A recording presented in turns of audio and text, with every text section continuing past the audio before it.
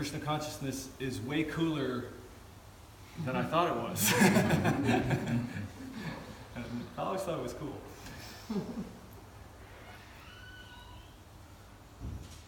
Loving service to the organic whole. That's what it's about. And there's nothing cooler than that. You kind of stop to consider, what does the organic whole mean? It means reality. There's nothing outside of it. There's nothing outside of reality. And we are living in this little, what did Goswami Maharaj say? Skull-sized. The skull-sized kingdom, making our little plans inside this little brain, and trying to stack a bunch of stuff up in our garage before we die. That's not a way to live. There's a purpose to life, and it's grander than we think it is. We're to seek out and develop a relationship with reality, with the organic whole, with everything. And in the moments of our real, actual life, not in some, theoretical way, but in an actual way. And what is the nature of that relationship? That relationship is love. And what does it mean to love?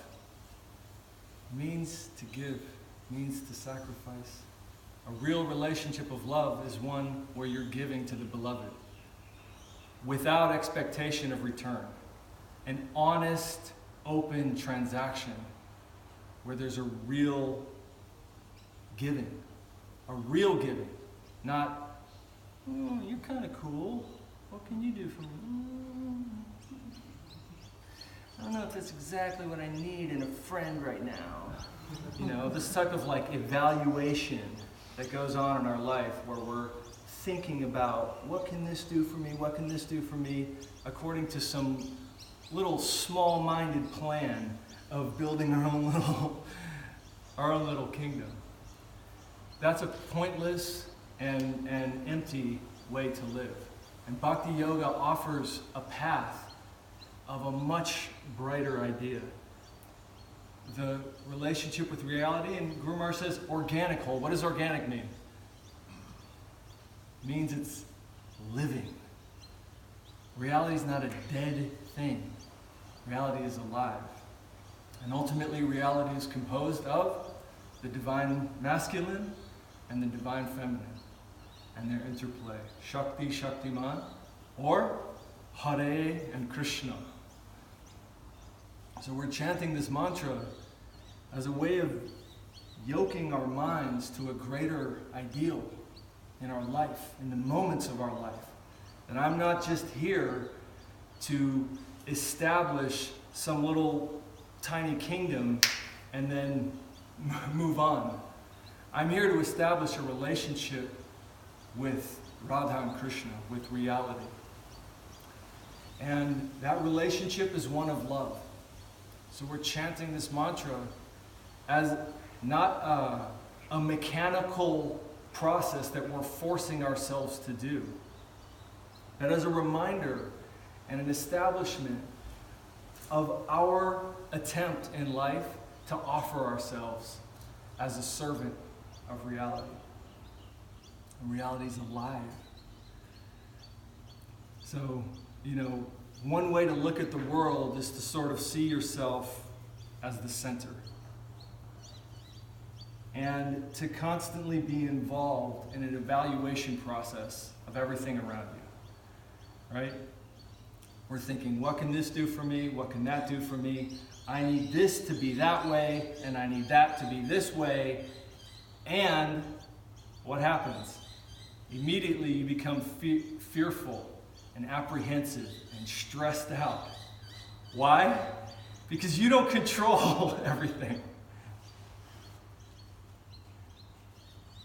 So what happens? We've made our little plan, we've established our demand on reality, and now we know it might not occur. So we become fearful. And we constantly try to control all the variables in our life and bring them into line. And we don't have control of them. That's essentially what ego means.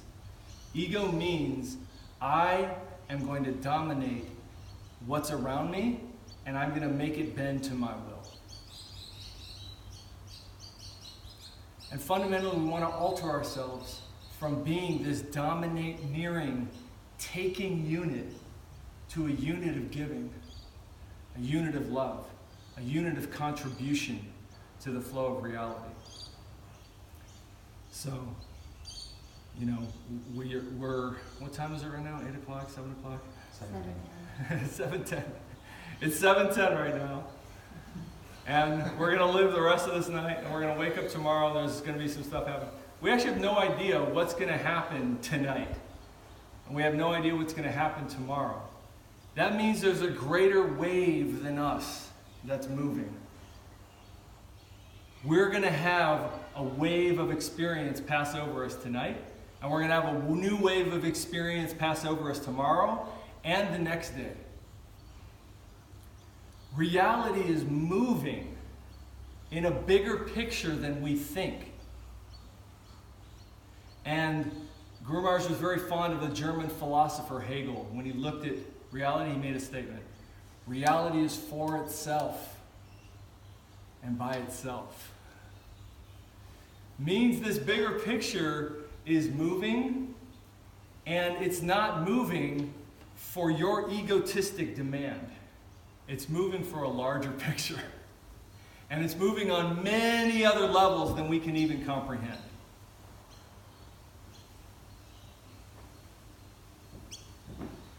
So you have a living, dynamic, moving reality. And we have to come into harmony with that greater movement. And that harmony comes in love. Guru Maharaj says that wave of reality, Krishna consciousness means to dance in that waves, in those waves. To dance in those waves. That every day will be full of fresh experience that's not tinged with fear, that's not tinged with apprehension, that a new request of us will come to give, and we expand and sacrifice to give to that. Nothing to be afraid of. Only good can come to you. The ego is afraid. The ego is making demands. The ego is trying to control. The ego is trying to domineer. And the ego is trying to control all the variables. The soul is dancing. The soul is light. The soul is happy. The soul is expansive. The soul is moving in love. And Krishna consciousness means to dance in the waves of reality. To be conscious that reality is our friend. And that we can progress and move in that relationship by love. So the waves of infinity are coming, and some new experience is coming to us. How do we react to it? Sometimes it might be difficult. Sometimes something's asked of us that we don't think we can handle, but we can. There's an expansion. There's an offering of each moment. There's an openness to whatever is coming in Bhakti. And we don't know our own potential. We're living in a cloistered world of limitations. And we're trying to make the world fit within our limitations. But it doesn't. We have potential beyond what we think we have. And your friend is going to deliver you those opportunities to grow and expand and offer yourselves in a progressive arc. Ultimately, Krishna consciousness is to establish ourselves in a relationship with that living flow. And that's the fundamental meaning of yoga. As Bhakti Lita said, yoga means to connect. And there's so many types of yoga that are out there. And many of us have practiced them, and you feel something. You might do some poses or some postures and you might feel something.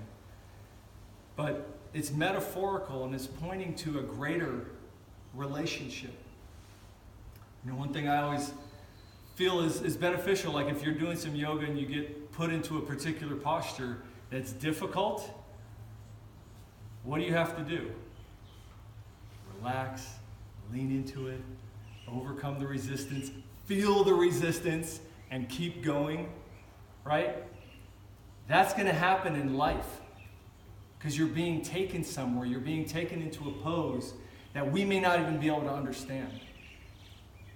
And to see that in a friendly way is Bhakti Yoga.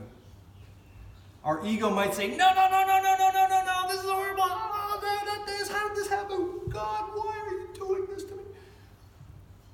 But that's not right. Guru Maharaj says the first thing that we should think of when any circumstance is coming to us is, oh, my guardian has given me this. My guardian has given me this. Immediately see it from a friendly perspective. And we have to expand, broaden, go deeper. That's the practice of bhakti. But in the internal side, you know, a new posture is being asked of us in life. And to stretch into that new posture is a practice of bhakti yoga. And to continually do that as a dance in the ways of reality. That's moving into bhakti. That's moving into what our teachers are telling us to do. Come into alignment, become a giving unit, become ready. And you won't be the loser from that. You will never be the loser from that. Your highest prospect is contained within the movement of reality. And to actually believe that devotion to the Lord, devotion to the source of reality, devotion to Radha and Krishna, contains what is my highest prospect, that all questions are answered by moving into that posture. That's faith. That's Sharanagati. And that's the platform, the basis of moving into real, authentic, not fake movement in our life. And it's practical in every moment, really. Like really actually practical. You know, it might be tonight, it might be tomorrow, but something's going to come up where we think, no, I can't do this, I'm not going to do this, this shouldn't happen, no way, somebody press reset please, I'm not like, you know. But we can do it. And there is progress, and there is movement, and there is sweetness underlying everything.